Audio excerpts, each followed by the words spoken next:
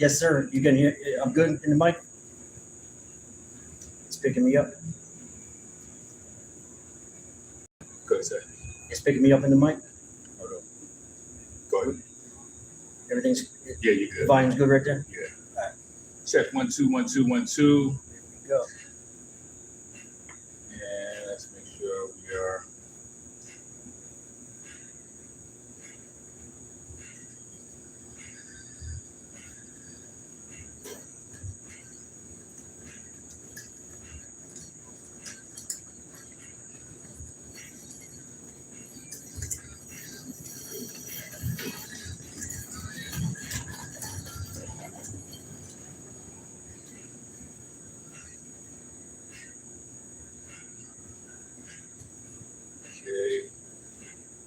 And start from camera angle 2 in 5, 4.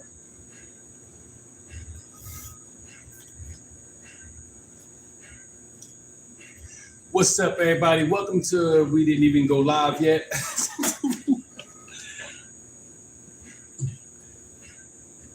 Okay. Now we can start the proper introduction. What's up, everybody? Welcome to Who Got Lyrics. I'm your man, Montana Blak, and I'm here with jRag, and I'm probably going to need one of those myself, good brother. I appreciate you. You know what I'm saying? Because you don't want to be standing here and having the, you know what I'm saying, the dragon mouth. You feel me? Yo, there's a lot of things that we got to talk about. First of all, the relationship episode of Who Got Lyrics. It was good. Was amazing. It was a good episode. What was the view count? I think it's up to 47,000 so far. Roundabout, a little over 47. I haven't checked it. Relationship podcasts be like, they blow up quick. People love it. They like to either get information, live vicariously. Yes. Hear other people's bullshit. Yes. Or, you know. Absolutely. But the one thing I can't stand about relationship podcasts, and I just seen this on somebody's podcast, I know I'm smacking on your ear. A guy stood up to get counsel from a panel of so-called relationship experts. And he said, how do you emotionally detach from a cheating spouse? Leave. If that Emotionally, after leaving, there's still an emotional attachment. That's the physical aspect. If you let it of be. it. If you let it be, you got to learn to be able to. Well, emotions ain't something that you let happen. No, it's not. But you got to try to get them under control. So it's not a matter of whether you can let it or don't let it. Like, because if at the end of the day, allow it to eat you up, it will. It's not whether you allow it or not, though. It's not something that you can mentally have a control over. Now, as far as allowing yourself to react to the emotion, that's something you have control over. Yeah. Oh yeah, definitely. I guess you could separate. That's like determining whether or not you're gonna feel the pain when somebody stab you. Right. Like, yeah, I'm not this time. I don't want to feel that. You know what I'm saying? Like, that's not possible. But the guy said, how do you emotionally detach from a cheating spouse? And automatically, if you're in love with that person, you really automatically the women on the panel made him the bad guy. He is not the person being abused by a cheating spouse. He automatically, it's your fault. You did something wrong. To make her She's cheat. not cheating for no other reason than other what you are doing. Yeah, that's not fair. And try to make an excuse And it's not for the woman. But why is that not the reverse logic when it's a man doing the cheating? We're going to get into that at some other point, not right now. I was just curious to why would a so-called relationship expert on a panel of so-called relationship experts tell someone that it is their fault that they're being cheated on, but it does not apply in the reverse scenario. Put your opinions in the chat. Please put your opinions in the chat. Or in the comments section. But right now, there's so much to talk about. I know you had something that you wanted to bring to the table. What was it's not necessarily fully relationship, Well, it kind of is. But it is. So we were on a cruise. All right, so it's my first. Hold on, before let's preset this. How you guys doing? How's it going? All right. Let's preface this with the fact that Kevin Hart used pineapples as a code word in his bedroom. All right, now let's go into All it. right. Yeah, it's funny. I didn't know that. Yeah, I don't even know what he means by that. we don't know what he means by apparently pineapples. it has different meanings. So Right. I've been all over the place, but first time on a cruise. We went to a cruise on, from Miami to the Bahamas, and walking by at night or during the day, like back to my room, I would notice like some rooms had some upside down pineapples on them. Mm-hmm. I didn't know what it meant. Like I didn't know it was a thing. I didn't know it was a thing for swingers. Well, until you brought it to my attention, I had no idea open about it either. relationship lifestyle, swinging, I guess orgies. But so I'm walking by, I'm like, yo, what's up with all these fucking upside down pineapples? This is how you invite Puff Daddy into a relationship, by the way. Yeah, I was waiting for like there to be like a employee closet where you full with baby oil. But yeah, it was crazy. I was like, it was upside down pineapples all over the place. So I asked my cousin, I'm like, and he finally told me because he had been on cruises like a ton to where people will wear shirts or a hat or something on them that's a pineapple upside down to let you know that they're approachable or, that they may approach you, or you can knock on the door if you want to taste the upside down pineapple and bear in the fruits. Upside down pineapple. Apparently it's a thing on cruises that I was not aware of. Okay. So people came up to, there was definitely swingers in the hot tubs at night and whatever. And what cruise line was this? This was Royal Caribbean, which is, it's there, but it's more casual. Apparently they have cruises that are more geared toward this, where they're adult only, no children, like Virgin Cruise Lines. Oh, wow. That's why it's called Virgin. Well, it's the airline. What's his name? What's the guy that owns that? Bronson? Yeah. Branson? Something like that. So, yeah, that was that. I just thought it was a funny little tidbit that I became aware of live and in real time on this cruise. On the cruise. So now here's the question that the people want to know: did you partake? No. Did you eat the upside down pineapple? No, neither one of us was on that time. Okay. That's what the people gonna want to know. You know what I'm saying? All right, so now y'all know about. I don't know about. I might like to be the only dick in the room. Yeah. I don't know that I could do that, but absolutely. If there was a single upside down pineapple, So how would that take? How would if that, she was with it? Oh, with another. If she, sometime maybe a single person got on there and she was wearing some upside down pineapple shit and was looking for a couple to join in on. Okay, a third wheel. Somebody that's willing to be a third wheel. Yeah, I'd be more okay with that. But I think I to this date prefer being the only. I think as men we have way too much pride. I'm not a sharer. I'm too greedy. Yeah. I'm stingy with the pussy. See, and I'm gonna tell you my belief. It's never yours. It's just your turn. Yeah. Yeah. And I will stand on that 1,000%.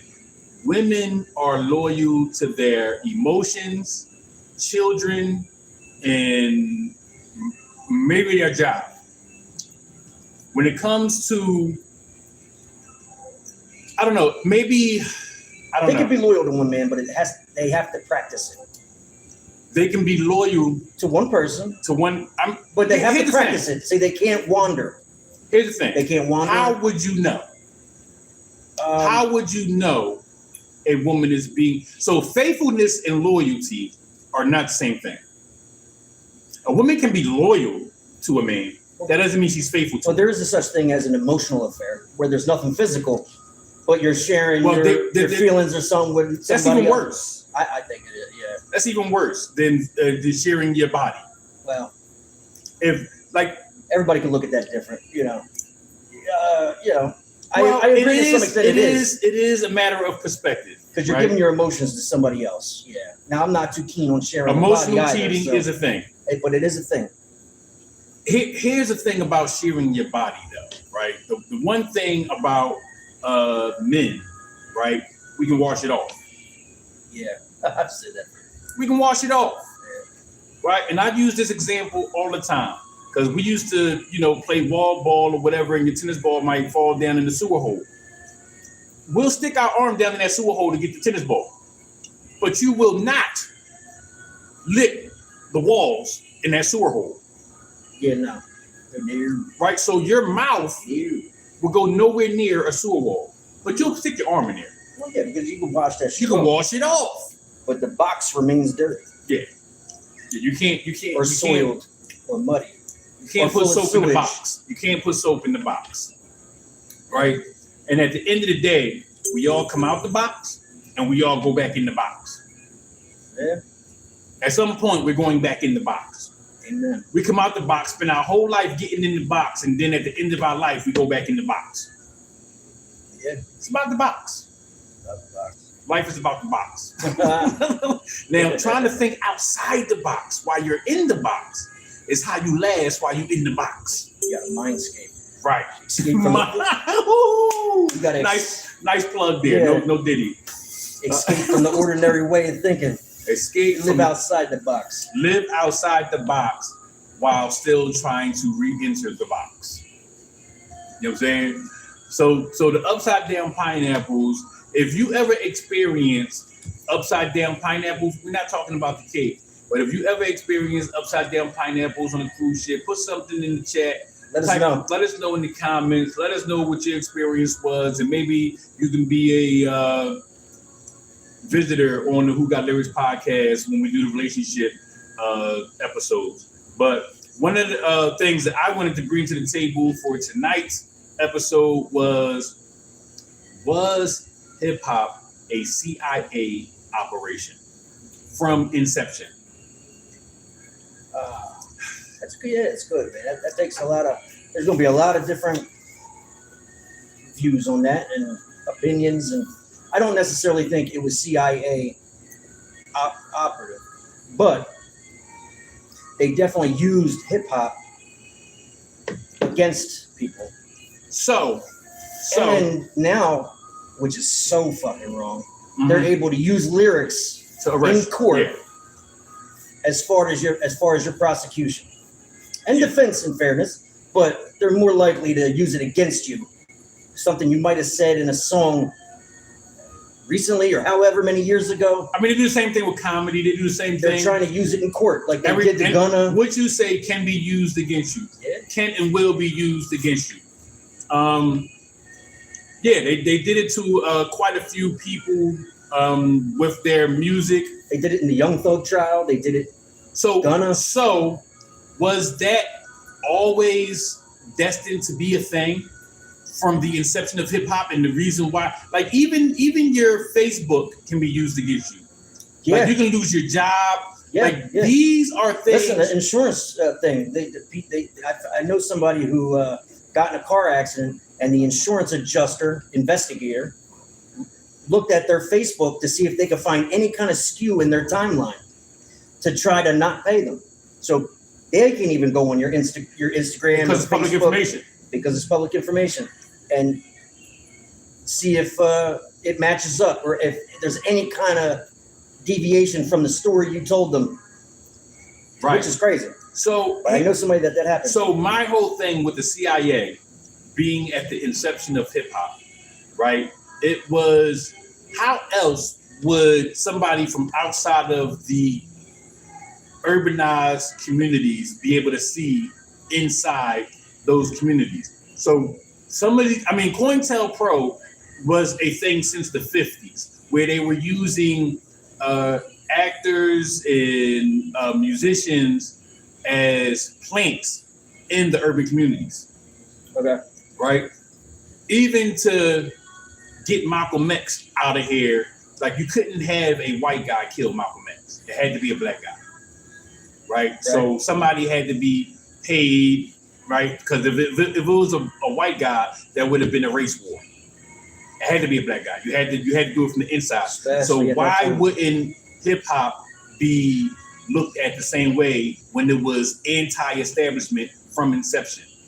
So the fact that it was anti-establishment from inception, which led to mass incarceration, which led to privatized prisons, right? That became a thing, which led to patrolling officers having a quota to make because those prisons could sue the state for not fulfilling a quota. Okay. So hip hop being not only just used, but pretty much conceptualized to fulfill those quotas, even though there is no evidence and no proof, because there is no Facebook to go back and search to see if the timeline matches up when it comes to the CIA, right? Insurance companies can do that with normal, average people because there's going to be some inconsistencies. That's going to be some in your timeline for your insurance claim, right? You might have took the trash out with the arm that you said was broken or something like that. Yeah. Who knows? But yeah, there is no CIA, Facebook, or Instagram or social media to even find out if there's any evidence. And if there was any evidence of their existence at the inception of hip hop, it probably would have been destroyed by now anyway. Yeah, they're not going to keep a paper trail. But one thing we can confirm, right?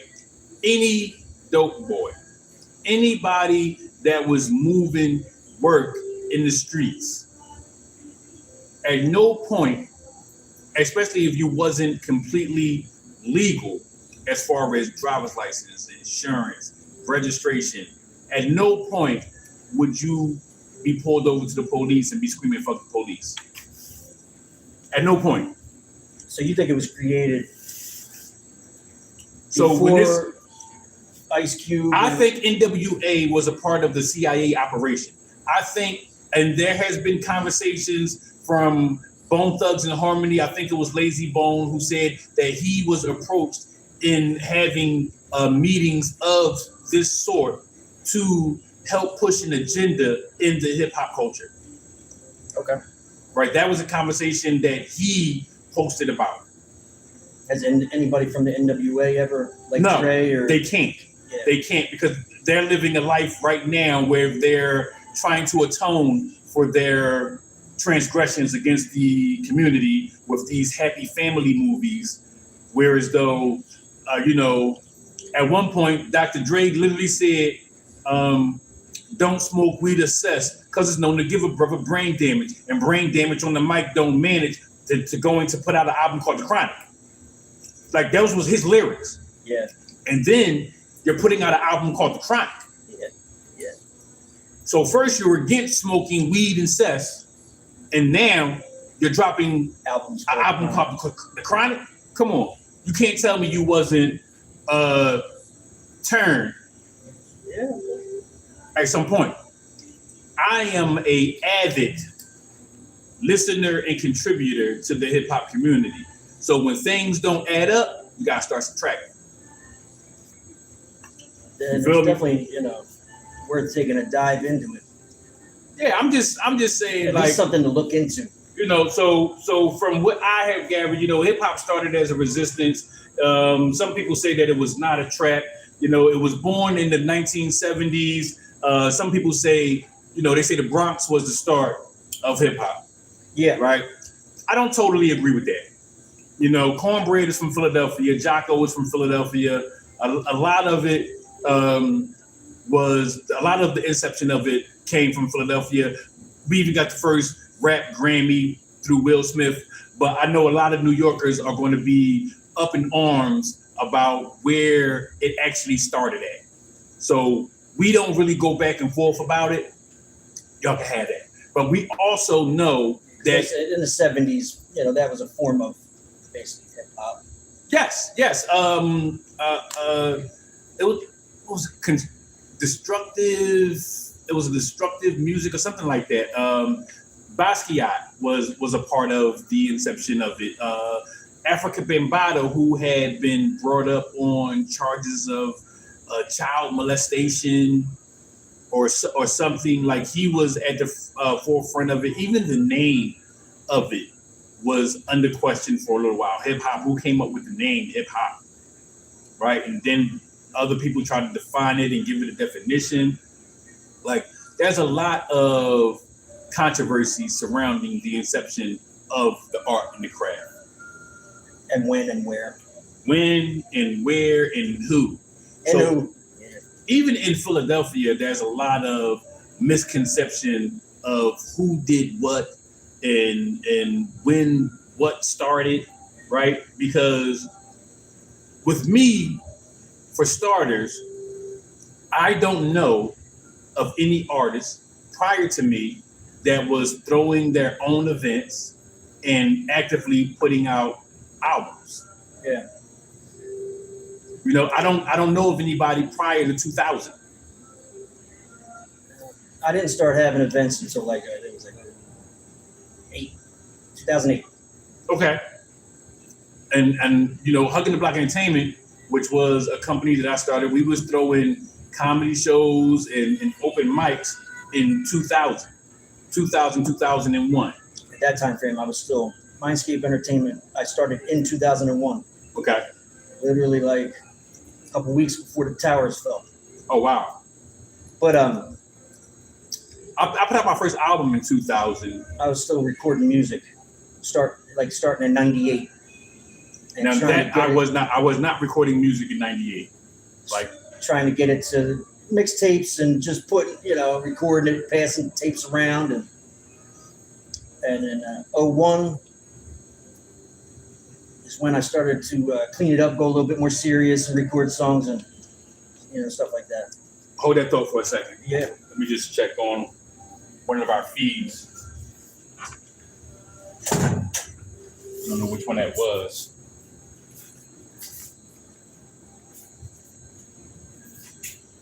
In 2003, I linked up with Mike Taylor. At that time, was going by Two-Face, and then actually met him through his brother, Buzz Taylor, and then we started working on music, and he put me on with LF Days from Philly, West Philadelphia, one of my favorite producers to ever work with, and in my opinion, one of the best ever. Did a lot of songs for a lot of people that you wouldn't even know. Working with Philly's Most,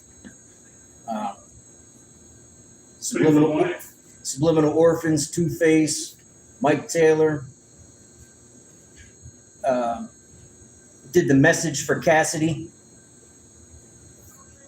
Hold on, Cassidy did a record called The Message? Cassidy had a song called The Message that was produced by LF Days. Oh wow! I never even knew Cassidy redid that record. Yeah, he has a message called The Message. I think it was on his second album. And then but LF Days did a lot of my songs. I just like working with him. So love working with him. Was he a beat maker? Was he a beat maker or a producer? Both. Beat maker too. So did engineer? He would engineer his own stuff too. Did he engineer your records? He would. Yeah, some of them. Yeah. Yeah. Okay. He engineered a good bit of them. He was a producer. Yeah, he's a producer. Yeah. On top of being a dope beat maker.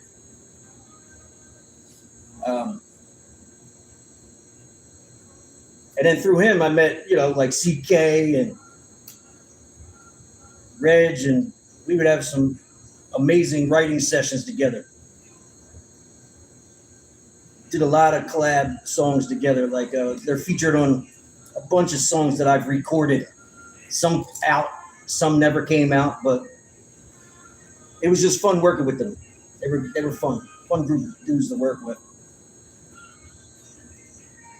Of course, my first song to go on the radio, The Day After Forever, had Brad Moore on the hook. That's the first song they picked to be the single. That's the one that they pushed. And it first aired and debuted on Q102.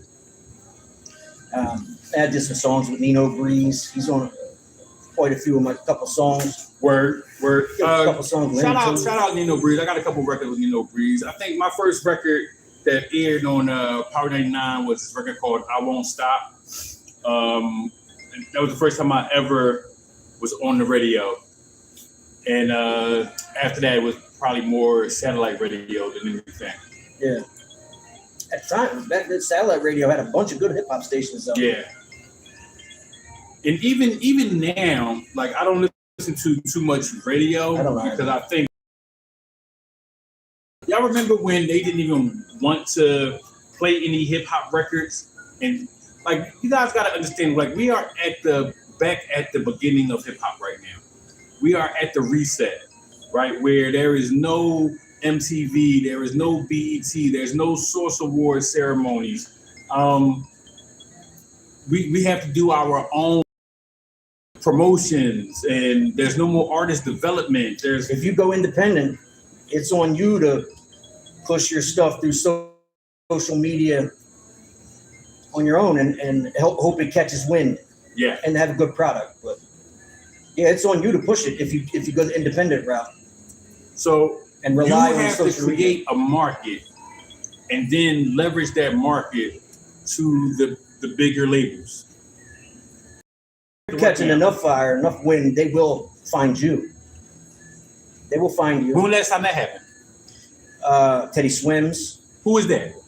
He's a guy that was doing covers, and then all of a sudden he did millions of views. He covered Michael Jackson, "Rock with You." Of Me did a couple that and millions and millions of views. Put out an original song that caught some fire. Released another one. By the second song, I think Warner Music Group scooped him up. Boom! Now he's performing at the Grammys. He's got the number one song all time in the top 10. He's already got the number one song of all time. Never been in the top 10. Has been in there the longest amount of time of any song. Get the hell Not number one, but just in the top 10 has been in that section. He's got the record for the longest time, at least as of the last time I checked. Okay. But yeah, I mean, and that's a big deal. Yeah, great artist. Who else? That's how Justin Bieber got picked up. I don't think so. He was. I think he was a plant. I think Ellen DeGeneres and Usher planted him on YouTube. That was it. Okay. Well, he was doing cover songs from when he was a kid. They planted him on YouTube to give him a backstory. So a lot of times, what happens is the label may believe in your talent, but there's no backstory to make you seem like you came from out of like Kevin Hart came out of nowhere. Yeah, he was doing. He came out of nowhere. Shows in Philly. Where did you get a movie from? First movie he was in Soul Plane. Well, before that, the Dame Dash movie. They gave him his first break because. So that wasn't before Soul Plane or after Soul Plane? That was before. That was before Soul Plane. Yeah, I forget what was it. The one Paper Soldiers. The one with Cameron and Paper Soldiers. Yeah. Yeah, he was in that, and then that's how he got. And then he was in Soul Plane, and then his shit just took off. Well, Soul Plane was his movie. Right. Well, I don't know if he produced it, but he was definitely one. But where did you just get a movie like stuff like that just don't happen? No, but he got his break through Dame Dash, and because of the Philly connection with all their Philly artists. I don't think that doesn't correlate for me. Yeah. It doesn't correlate for me. Like, I mean, that's the story I have. Beans is not even as big as Kevin Hart. If that was the case, Beans was Kevin Hart being a comedian and an actor, and Beans being a different trajectory. Being a rapper and an actor. He acted in those movies too, and he's a rap artist. He's like, it's two different trajectories, but the talent is there. So why not Beans? Why Kevin Hart? Well, I mean, you can watch them and see. I love Beans. I don't want to say anything like negative about him. I mean, if that's what it is, that's what it is. But he's a better actor, Kevin Hart. Definitely a better comedian. Obviously, his stand-up is more funny than his movies. Let's keep it a beat. Yeah. Well, that's how a lot of other comedians get into movies. Like Mike are not that funny. Now, who am I to speak on anybody's success? He's a successful actor, comedian, sells out shows in the whole nine. Right? I'm not. And I think a lot of it has to do with he was willing to play the game. Willing to play the game, willing to do movies, answer the call. You know what I mean? And a lot of that has to do with how successful you are. If you show up when they need you, you get what you want. And he was willing to play the game and appear in everything. So I think that had a lot to do with it as well. Besides his talent, because he is talented. And he's super funny. His fucking stand-ups, I laugh out loud, man. I can't help it. His shit is funny. Yeah, I mean, at least his first Paul couple of specials. Paul Mooney was very funny too, right? Paul, you know who Paul Mooney is? No. He wrote for a lot of the comedians that you probably find funny, but he wasn't given the opportunity. He was just a writer. Okay. Right? Your Richard Pryor's, I don't know if he wrote for Eddie Murphy. He's passed away now, but he was hilarious, but he wasn't a bootlicker. Yeah. At all. By no means. Unfortunately, sometimes that will hinder your success. You know, I mean, you got to stand on your morals, though. So, you know. Do you? I mean, do you? I Because guess it depends on the person, but gravity don't have morals. You jump off a building, your morals is not. I mean, two people jump off the building, somebody with morals, somebody without morals. You're both gonna hit the ground. Oh, definitely. Gravity, I'm like, this was a really good guy.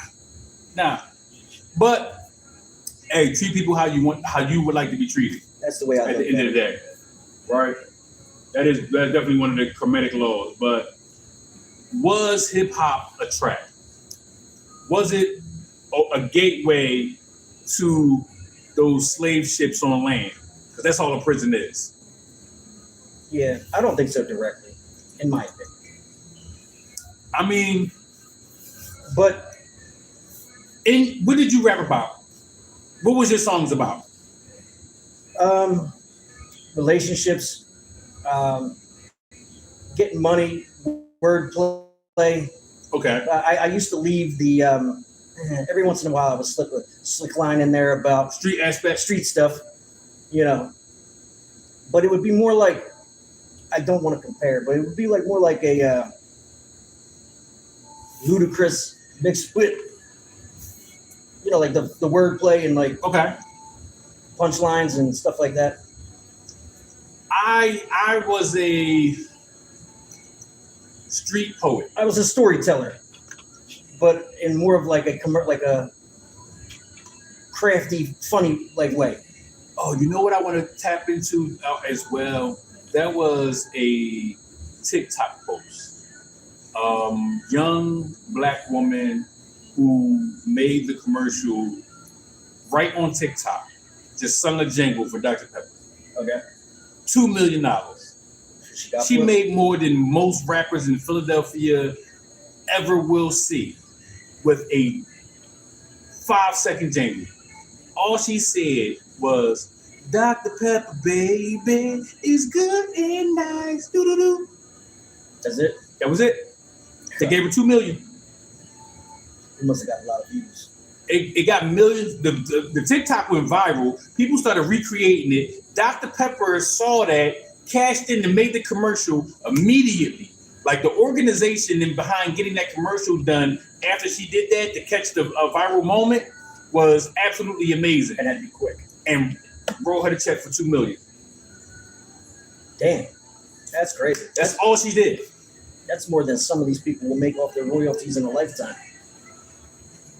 Honestly, yeah. So it's crazy. Right time, right place, man. What I've been telling artists since the early 2000s, right? Putting your music on streaming platforms. You can. Last year, I dropped 30 songs in November, right? A song every day, $2 million. Yeah. She did something one time and got paid forever for it. Lightning in a bottle. She caught it. Right time, right place. Now, mind you, here's the thing though. Right people got to see it. Back in the early 2000s, I was trying to put together a project called the Philadelphia Project, where we would make songs about local businesses or make songs for local businesses and distribute it through those businesses to their customers. Yeah. Which still could be a thing, right? But there's no infrastructure in Philadelphia to be able to pull artists together because all they want to do is stand on stage and get recognized by other artists. Yeah. Like other artists don't care how good you are or how talented you are. Like those in these rooms that I be in, there is no fans. just other artists, but artists continue to show up and perform for other artists. It's like if they like you, they'll perform with you. You know, they'll do a song with you, but they're not going to put you first before themselves. Even doing a song with you is only to grab your fan base, only to grab your audience. They're not doing anything for you. It's not for you, right? In my opinion, right, for Philadelphia to get ahead. Here's a good example hold on. of that. For Philadelphia to get ahead, we have to think from a business perspective. The fact that fans don't buy music, they buy subscriptions to music. Why would I buy your album when I can buy a subscription to iTunes and get everybody's album? Yes. Oh, I agree.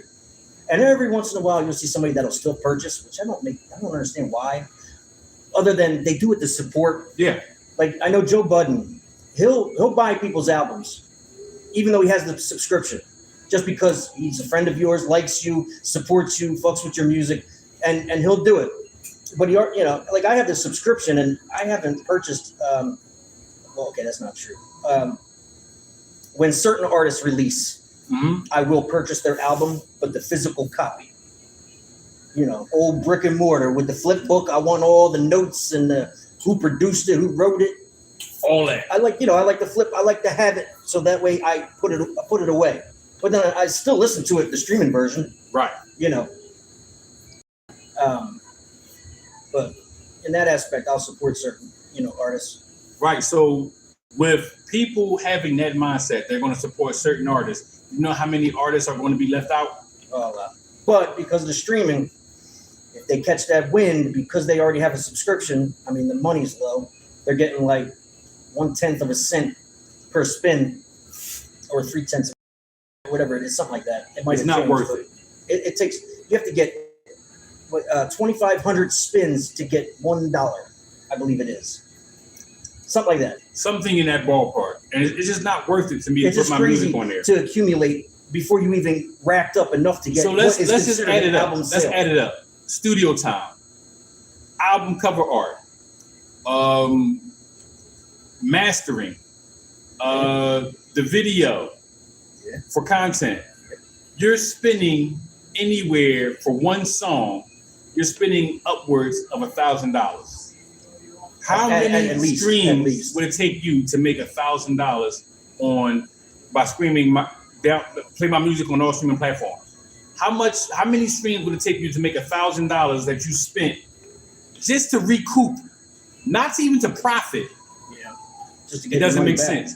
And then to go out and get on somebody's stage for $0, even as an independent artist, just for the experience or the exposure, to tell people that you're on all streaming platforms. Yeah, that's like those, what do you call it, where you have to pay to play. It's like payola in a way. So you got to sell your own tickets. Remember those things that were going, those, what were those events called? Showcases? The showcases, where the artists had to go out and sell their own tickets. 99% of the time, it was to their own family and friends and people that were already listening to their songs. So they're not getting a new audience. They might get the 5 or 10 people that the other guy on the show sold tickets to, but chances are they probably won't. But if they, they might get. You know what's crazy? That gives me a hell of a story one time. And I never liked those things where I did a talent show and I didn't sell none of the tickets, and I won. Other people's family members and people that they brought to the talent show voted for me over there, and I had nobody in the audience. Yeah, that was a Grammy night for me. Yeah. Now there's other times where some of those promoters were lying and saying like reps from Def Jam were there. That was a lie. Reps from Bad Boy were there. Or you know what else they do? And they'll have somebody set up to win already. Or that, yeah. Because somebody is already set up to win, and then they'll times take they weren't money there. from the other artists. I remember one time somebody said there was a Def Jam guy there, and it was the Philly Street Team Def Jam guy who hands out flyers. Like he couldn't do shit. He wasn't signing nobody. He was the flyer guy. Back at that time when they were still passing out flyers, they had street teams. So technically, I guess they got away with saying the Def Jam guy was there, but yeah, he was the Def Jam rep. Somebody making $10 an hour to flip out fucking flyers. It just wasn't cool to do to these young artists who are spending their money to get on these showcases, and there's no real shot to get signed. People weren't there. Absolutely insane. But we're going to bring this episode to a close due to some technical difficulties that we need to iron out. But if you guys have anything to add, please put it in the comments. Hit us up in the chats. DM us on Instagram, Facebook. Even if you have an idea Snapchat. for an episode. What the hell? Life is lifing right now. That shit is funny as fuck. That shit's just checked out on its own. By yourself.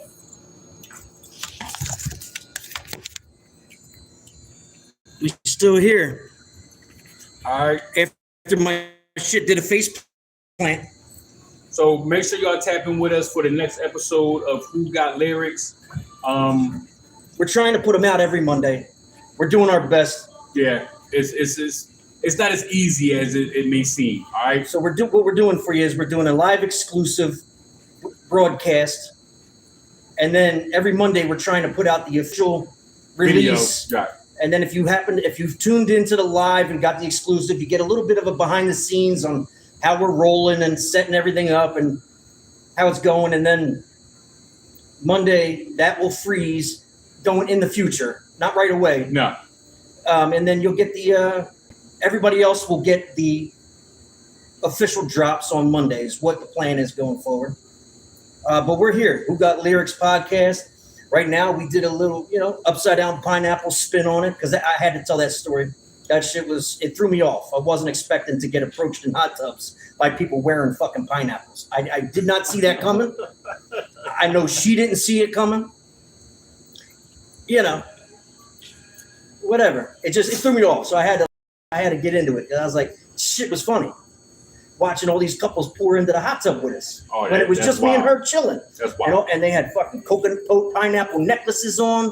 One dude had a pineapple hat on, and I'm like, what's up with all these fucking pineapples, man? Beware the pineapples. So if you're not into it, watch out for them pineapples. Beware the pineapples. Yeah, be very aware of the pineapples. And we're going to on Who Got Lyrics. Peace. All right? jRag, Montana Blak, we're out.